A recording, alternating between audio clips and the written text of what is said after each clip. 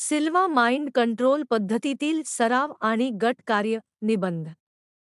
मानवी मनाची शक्ती असीम आहे आणि तिचा योग्य वापर केल्यास व्यक्ती आपल्या जीवनात आश्चर्यकारक बदल घडवू शकते.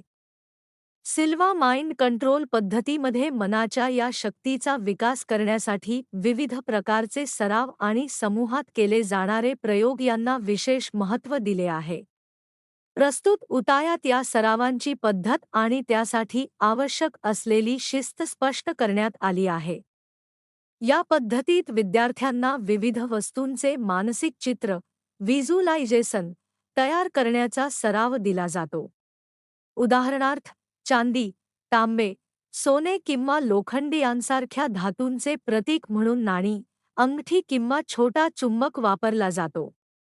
प्रत्येक वस्तू काळजीपूर्वक पाहून, डोळे बंद करून ती आपल्या डोळ्यांच्या पातळीच्या वर काही अंतरावर असल्याचे कल्पनारूपात पाहायची असते.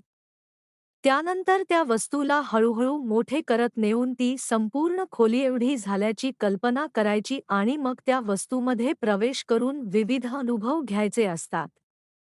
याचप्रमाणे फळे, भाज्या आणि शेवटी एखाद्या पाळीव प्राण्याचेही असेच निरीक्षण करायचे असते.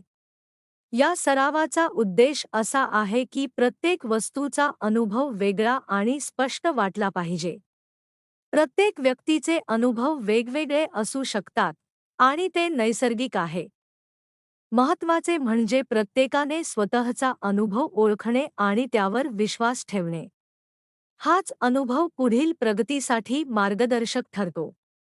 या पद्धतीत काउन्सलर्स म्हणजे मार्गदर्शक शक्तींची कल्पना करण्याचा एक भाग आहे, परंतु लेखकाने स्पष्ट केले आहे की जर एखाद्याला हे जमले नाही तरी हरकत नाही. याशिवाय ही व्यक्ती या पद्धतीत प्रगती करू शकते, जरी ती थोडी धीमी असली तरी. गटामध्ये काम करताना दोन व्यक्तींच्या जोड्या करून केस वर्क केला जातो.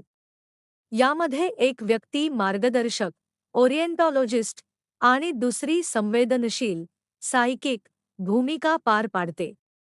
या प्रक्रियेसाठी विशिष्ट शब्द आणि पद्धती वापरण्याचा सल्ला दिला जातो, ज्यामुळे सर्व सदस्य एकसारख्या पद्धतीने सराव करू शकतात.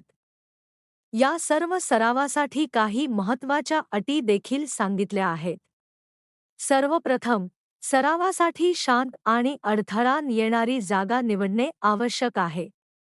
दुसरे म्हणजे गटातील प्रत्येक सदस्याने या पुस्तकातील सर्व सराव योग्य क्रमाने केलेले आणि त्यात यशस्वी झालेले असणे गरजेचे आहे. यामुळे गटातील सर्वांची पातळी समान राहते आणि सराव अधिक प्रभावी होतो.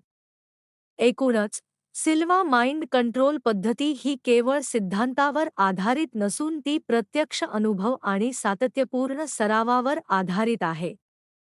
योग्य पद्धतीने आणि शिस्तीत केलेल्या या सरावांमुळे व्यक्ती आपल्या मानसिक क्षमतांचा विकास करून अधिक आत्मविश्वासपूर्ण आणि सक्षम बनू शकते.